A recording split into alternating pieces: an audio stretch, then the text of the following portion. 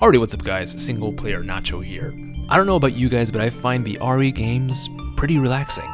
There's tongue monsters trying to licky tongue you to death, yes, but in the meantime, you can just pick up one of the many files, put on some reading glasses, maybe pour yourself some Dimitrescu wine, and, read. Sometimes though, you'll never expect the hellish word soup that you're about to digest. These files are kinda weird or perverted in some form. Also, I'm going to use some poor AI speech-to-text to read out the files. Let's get to it. Book of Curses. Found in the first stage of RE1 Remake, the Book of Curses sounds like something you don't want to pick up. Doesn't sound like a page-turner either. Well, this is a world of survival horror, so you're forced to pick this shit up and open it. And alas, the Book of Curses only has a couple of strange, creepy phrases, and it ends. A mask that speaks no evil, sees no evil, hears no evil. When all four fall into place, evil shall awaken. I'm gonna take a wild guess and say that evil is this author's favorite word. Resident Evil? No. Evil.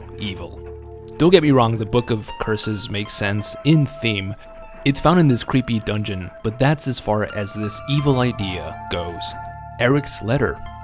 Eric is a simple name, so it's fitting that Eric's letter is simple as well. It's also so laughably passive. David, I have a favor to ask. Can you look for a book I misplaced? Actually, it appears I lost it somewhere around the guardhouse quarters when I had a little too much to drink. It's very important to me. Please find it. Thank you, Eric. Like, what kind of nonsense is this? What possessed Eric to write a whole-ass letter over this basic request? I mean, the letter does reveal that Eric is an alcoholic, so he's probably drunk. The true intention behind this file is for a hint in order to open a secret passageway. Still, this is the hint? Some random named Eric? Whatever, man. Chief's Diary. The way this file is found is so funny to me. First off, this is the scene that plays before finding it. Oh, I'm terribly sorry. I thought you were another one of those zombies. Nothing suspicious at all here, right? Mustachioed man that resembles a human Blastoise caressing a dead girl on his desk. No questions asked. The Chief's diary file, found as he leaves, reveals all. And all of the pages on this file incriminates the Chief entirely as an accomplice to Umbrella. Dumbass. It's the final passages that increase the what the hell were you thinking when writing this. I shot Ed in the back through the heart less than an hour ago. I watched him writhe in pain upon the floor in a pool of his own blood. The expression on his face was positively exquisite. He died with his eyes wide open, staring up at me. It was beautiful. Wait, it was beautiful? Like what? A sunset on the beach? This is one weird-ass Chief, but hold that thought, there's more. I wonder if the mayor's daughter is still alive. I'll let her escape so I could enjoy hunting her down later. I'm going to enjoy my new trophy. Yes, frozen forever in the pose I choose to give her.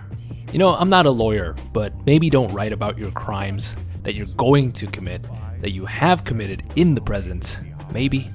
The Film Files, A, B, C, and D. Remember when dark rooms mattered? The RE series introduced a neat little side quest where you'd find some films to which you can go back to a dark room to develop them. Resident Evil 2 had 4 films labeled A through D. Film A is a picture of a grotesque fleshy arm with a giant eye attached to it. Like, could you imagine patiently waiting for a photograph to develop, only to see this? Film B is a picture of a passed out zombie just waiting to get pranked. Film C is a beautiful preview of the Tyrant series. This one, however, looks kind of underdeveloped compared to when we meet the dude, so it might be an earlier pick, but nothing comes close to the what the fuck behind Film D, which is a picture of Rebecca in a basketball outfit. Seems innocent. Not when you find out that this film was locked or hidden in Wesker's private desk. It all makes sense why that creep uses shades in every waking moment. He's totally just checking everyone out. Paper Airplane. Sending somebody you admire a paper airplane is a nice gesture. In Resident Evil 4, Ada sends Leon a very intricate paper airplane through the sky, seemingly, for directions on how to get out. This one's not that weird, but the image of Ada hanging out in the sky, carefully shooting a paper plane, instead of just telling the guy something, is kind of funny. The plane also has some nice lip smear as a signature. I wonder if Leon savored this piece of paper. I would too. Alert Order. The Alert Order is found after the first village raid in RE4, and it's a simple file that shows that the villagers are all working as a group and warning of the beautiful angelic stallion that is Leon Kennedy. Just one thing that I always found hilarious about this file: the photos. Where the hell did these villagers get these? What even are they? Just Leon going about his day in the city. Same outfit, by the way. It's just strange to me. I'm sure Krauser took these since, he's kinda obsessed with Leon Scott, but who knows. Lucas's fuck you list. Look at this man's face. You would not want to be friends with this man, let alone look at his browser history. Unfortunately, there is a way you can see what he's been up to in Resident Evil 7's DLC, where you have to look through Lucas's laptop. Alas, Lucas's fuck you list is found on it, and it sounds just like a teenage dirtbag wrote it. The old man slapped me right in the face for checking my phone during dinner. Fuck you. I can't say one word about Mommy's cooking without getting yelled at. Fuck you. All I did was look in on Zoe when she was doing yoga, and she calls me a pervert. Fuck you. Pause. Did I read that correctly? This dude, Lucas, was spying on his sister, doing yoga. I'm not that surprised, but another crime is offending Marguerite's cooking. That just sounds like a bad idea. Marguerite's warning. Speaking of Margie, I did warn you guys. You do not want to piss this woman off, especially when her snatch is possessed by ravenous wasps and other insects. Bug Bussy herself writes the file known as Marguerite's Warning, and in it, she's pretty mad at her daughter Zoe. You think your father and I are idiots? You spoiled, pathetic child. I wish you'd never been born.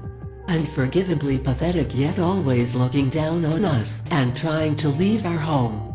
After everything we've done for you. Pathetic, pathetic, pathetic, pathetic.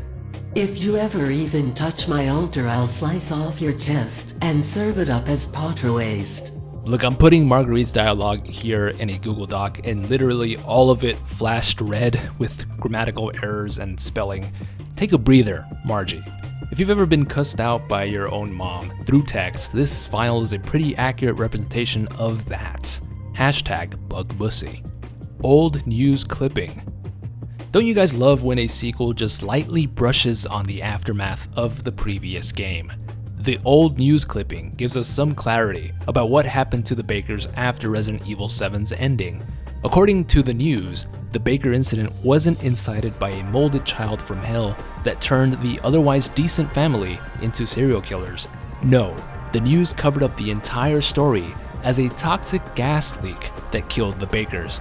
They even closed off that part of Dulvey for the next 10 years. It kind of gives off Raccoon City aftermath vibes. Still, what the hell? Why is this being covered up? A Cook's Diary. This file titled A Cook's Diary is why it's awesome to have these little notes and lore laying around the game.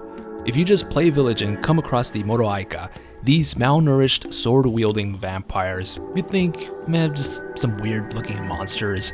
Read the Cook's Diary, and your perception of them changes instantly. Another one was sent to the cellar. She had only spilled some soup. Everyone knows what happens when you're sent to the cellar. You're never seen again. They drain your blood, your soul accursed to wander the halls. I went looking for her, and when I found her, she was just skin and bones and gnawing on a rat carcass.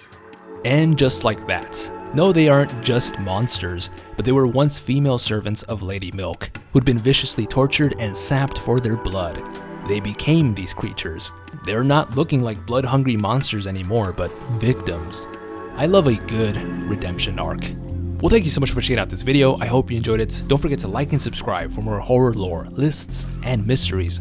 There are brand new channel memberships. You'll get a nice cute little nacho icon with it and some perks on the live streams. If you'd like to support the channel, join down below. I'd really appreciate it. And as always, stay single.